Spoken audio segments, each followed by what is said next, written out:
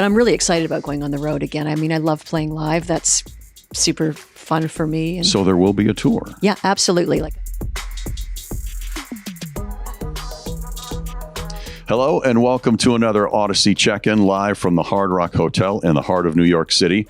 I'm Race Taylor. Our guest today, as tape and sound are rolling, look at me, so old school. I said tape. Who uses tape anymore? I say album. So, do you? Okay, yeah. Good. Video and sound is rolling. Our guest, the lovely Sarah McLachlan. Hi. Welcome to New York City. Thank you. Since we are but a stone's throw from Broadway theaters, I'll just say it has been, in Broadway terms, 524,600 minutes times 10 since we last saw you here. Oh, I know. It's been a hot minute. Welcome back. Thank you. What made now be the time?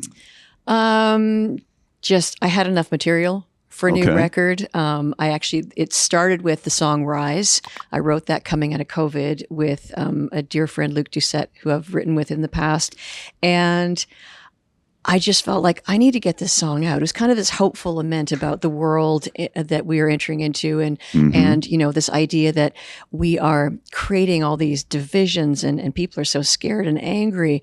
And I have this sort of hopeful utopian version that, if we just figure out how to get along and recognize that we need each other, maybe we'll start making better choices. Clearly that hasn't happened so far. Right. But I just felt like I need to get this song out. And then it was like, okay, well, I've got enough material. Let's get in the studio and start recording. And that's kind of what happened. And here we are. Right. Finally, a new record. Exactly. It is so fantastic to see you. To go back in history just a little bit, the last time we were in the same room together, we knew you were coming up for a visit at our studios just above Madison Square Garden. But when I walked in that day, there was a baby grand piano in the studio, and you gifted us with a version of The River that we play every year. Oh, I mean, that is such a great song. It's one of those songs that as an artist, I'm like, oh, I wish I wrote that myself. It's so beautiful. Well, it really was a fantastic version. And, the lines like weak in the knees and the piano work, it hit all the right feels. Yeah, that's the Joni at her finest. Yeah. And I have a feeling you're probably living in that world right now, because the brand new album and the brand new song are really kind of emotionally raw, right? You explore a lot of things that make it difficult to sing these songs nightly. Well, we don't. I'm 57. We don't get here unscathed, right? I mean, exactly. I have lived this glorious, ridiculous life, and that music has given me. But it's all relative. We still suffer. We still have challenges. And for me, music has always been the way through. Mm-hmm. And writing about things that I'm trying to figure out in my life, it's highly charged, very emotional. But when I sing these songs after the fact, I've been there and I've worked through it.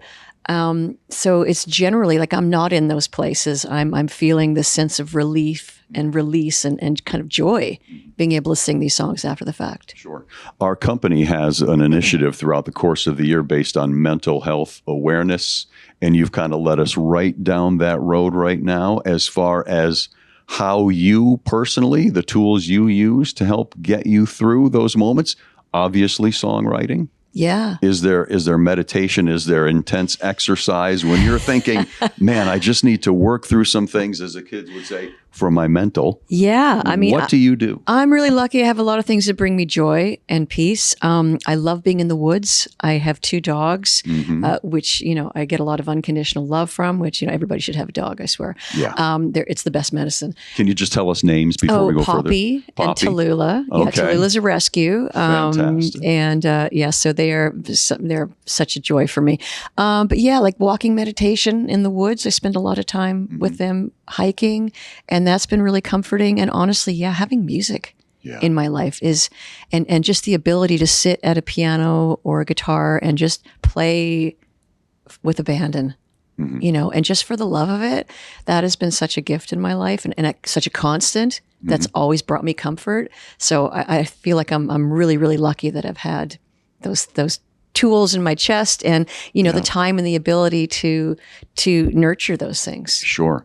You're leading us down another path that is making our conversation so easy. You talked about your rescues, and the song Angel has been used and actually has helped raise millions more dollars than you ever expected. Oh my gosh. I mean, I think in the first 2 years, it raised over $30 million for the SPCA. Wow. Yeah. I mean, so amazing. I had no idea. I don't think any of us had any idea that Right. song paired with those images, which are, painful and difficult to watch, but everybody got their wallets out. Yeah. And I mean, you just can't help it, but want to help. It did what it was supposed to do. It sure did. Yeah. And also probably took you to a place when you were recording or writing that song that you never thought it would go. I never expected that song to be associated with, with animals, for sure. But Amazing. I mean, it's about relief.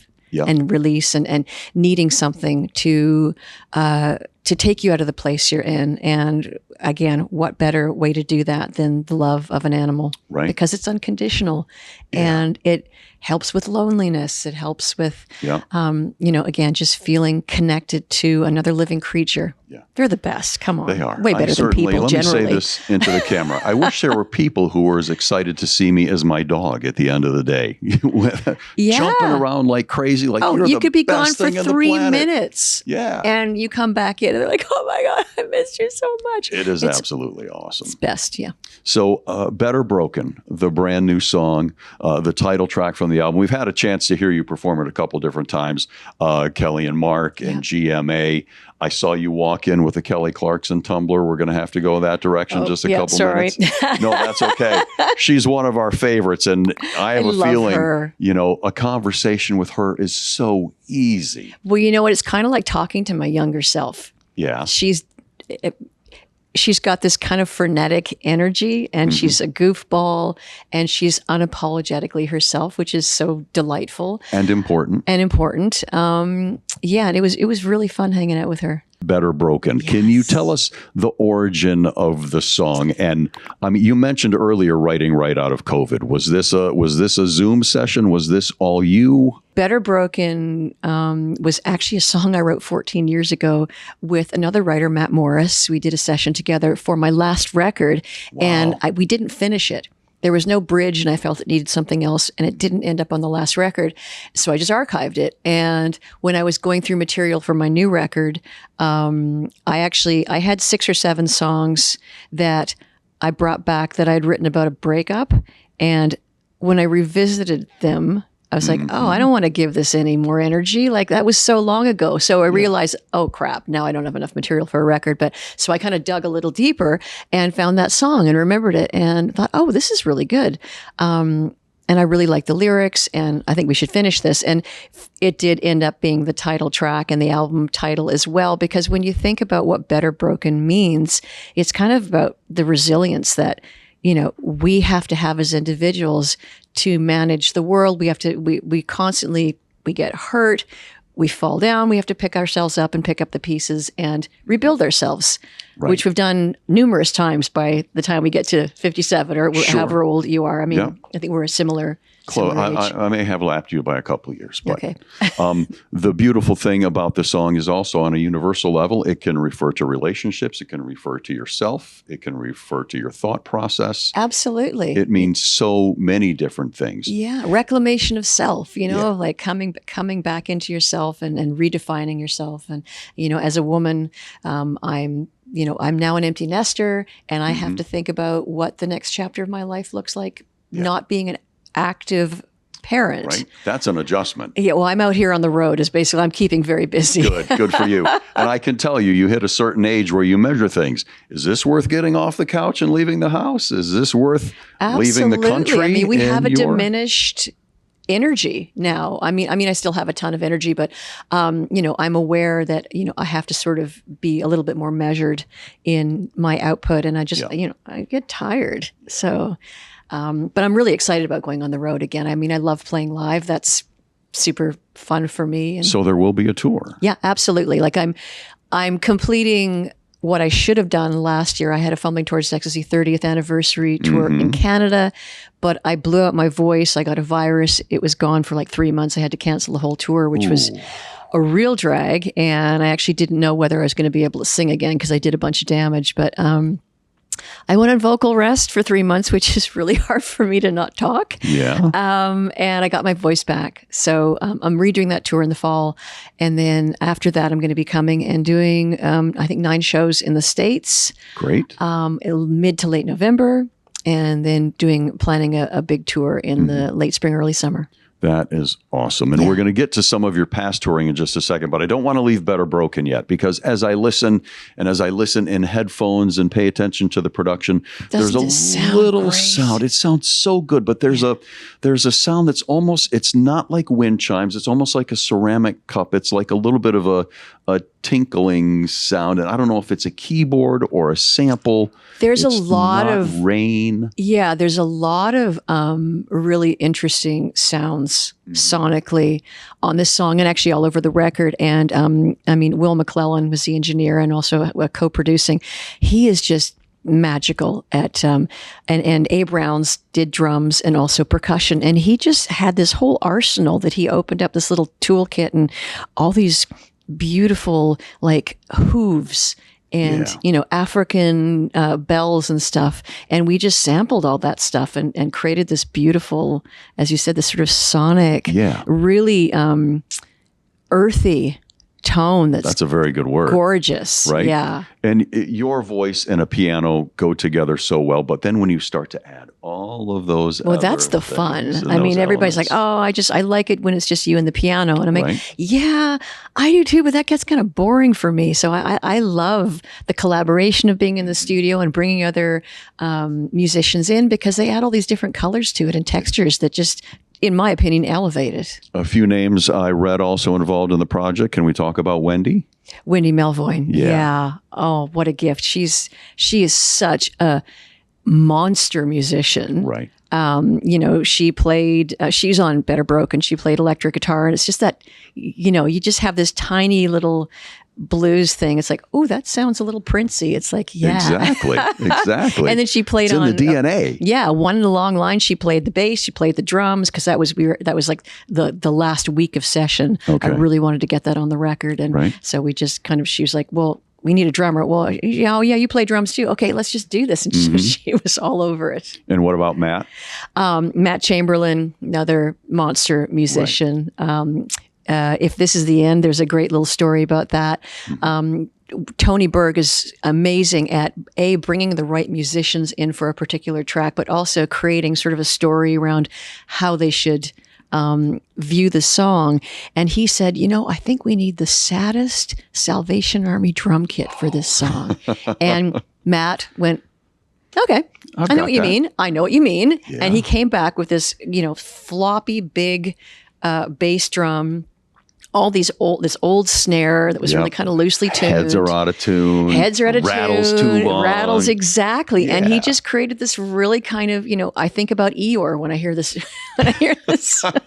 this drum kit. Not today. Exactly. Just a sort of a little bit morose, a little sad, because the song is sad. And, it's kind of, it's euphoric in one way, but it's kind of like a drunken Irish jig, but it's witchy and dark too, because basically we're talking about the possibility that it's the end of the world, and we just have to, we screwed it up royally, didn't we? And now, work to do. Now we've come to terms with that's it. And yeah. I want to talk about one more collaboration before we dive into Sunday's project. I have seen, and this only comes to mind because we talked about Matt, who played with Brandi Carlisle on the last tour, which we saw. And I know you did a couple different things with Brandi. Yes. Yeah. We did the Joni Jam with Brandi, and then I opened up for her both times at the Gorge. That was 2 years ago, I think. Wow. So fun. And I mean, Brandi's such an amazing champion of other artists and of women. Totally. Queer artists. Like, she's just a force. I don't know. Really She's got so much energy. Between Elton and Joni and the other collaborations that she's been involved with. And her new album, which I think is coming out in October. So she's just, I don't know how she has time to do anything. But I can't look at you across the stage from me and not put you in that same chair, because look at everything that you did with Lilith Fair, which is now getting its own treatment on Hulu. Yeah. I mean, getting to sit, obviously I've seen all the iterations of it as we were editing, but to sit in the audience and see this thing on the big screen, it's kind of amazing. And there's a bit of a disconnect for me of like, I know that's me. I was there. I witnessed all this stuff. I participated. But to have this time capsule of 3 years, of 3 of the most important years of my life and my career, so succinctly put together in this beautiful piece. What a gift for me. And you know, how seldom and rare is that for an individual to have, you know, an important piece of their life encapsulated like that. Right. And I just felt this immense pride and joy of, you know, getting to have this thing that I now get to, you know, carry with me, and also for the world to see this, and for young women and young men to see. It's like this, we can do things a different way. We can do things a better way if we work together and communicate with each other and lift each other up instead of tear each other down. I love that message, but more so than anything, when we look at the landscape for concerts today, and you have Coachella, and you have the Firefly Festival, and you have Lollapalooza. I mean, back then, aside from Lolla and maybe Woodstock, was it 94 when that thing happened with all the mud? There was 98. There was not a lot of festival action going on. It's true. Or 99 when it happened. Right. Yeah. So you were a pioneer to a certain extent on that level as well, championing other artists and bringing so many people together. Yeah. I mean, it was a lot of fun. And honestly, it was such a simple concept at the beginning. I didn't want to have all the responsibility of a show on my shoulders, but I thought, well, let's just get some other women. Like there's so many amazing women coming up, getting a ton of radio play, having success. And the few festivals that were out there said they were completely male dominated. And I just said, well, let's just do something ourselves. Yeah. And then we were told we couldn't. And that was certainly, you know, it's like, don't tell me I can't do something. Like, come on it. I'm definitely going to prove you wrong. All you need to hear. Two more things. Let's go back to our friend Kelly Clarkson, who has performed for us and given us some amazing interview answers as well. How was that chat? Delightful. I mean, she's wonderful. She was super sweet and very easy to talk to. Yeah, we sang a bunch of songs together. That's what I was getting to. What takes me so long to just get to the point and ask the question? Well, that's the funnest part. Right. I mean, that was the funnest part of Lilith, getting to perform with all these other amazing voices, with these my peers, people I had such respect for. That was such a joy. Yeah. And I did that with Kelly Clarkson the other day. I did a podcast with Nora Jones yesterday, and we sang and played together. And literally, like, we've never worked together before. We've never sang together. It's like, let's just go for it. And we just sang and played, and just, that's the way it's supposed to be. Yes. You know, unfiltered, 100%. A little rough around the edges. I agree. Gorgeous. One final question before we wrap up with Sarah McLachlan. We like to ask the guests that we have in this space or in our studio, in this modern era, everyone is about podcasts and their playlists and everything else, but we have an intimate connection to radio. The conversations, the sense of community, the success that it brings artists once all of a sudden their songs become mainstream like that. Do you have a specific radio memory, you as a kid, or you winning tickets, or you seeing an artist, or you being, like, I know you backstage at the Palace Theater with the guys from Bare Naked Ladies recording God Rest Ye Merry Gentlemen was a spontaneous moment that once again shows up every holiday season. Yeah. No, can you share a radio memory with us? I mean, honestly, the first thing that comes to mind is the very first time I was driving into Toronto in a taxi cab to do my very first promotional tour, and my song Vox came on the radio in the taxi cab. Wow. And I looked at Tony, my publicist at the time. She looked at me. We both started screaming. I could not believe, like, I'm on the radio. I have made it. That was, and I have that moment. So, you know, it's so clear in my head. We got out of the taxi and he's like, "What? That's you on the radio?" I'm like, "Yeah, how cool is that?" He's like, "Can I have a photo with you?" Oh, that is awesome. Yeah, so that's a beautiful memory. And the Bare Naked Ladies, you know, that's another great memory. Just, you know, it's such a great vehicle for getting our music out there to the world. So yeah, really has. You have been such a joy to talk with, and we thank you for your visits past, present, and then in the future with the coming tour and the release of Better Broken, which is out now. And don't forget the Lilith Fair, Building a Mystery, that documentary on Hulu starting Sunday, the 21st of September. Sarah McLachlan, thank you. My pleasure. Enjoy that video? See more interviews, more performances, and more of your favorite artists by subscribing and downloading the free Audacy app.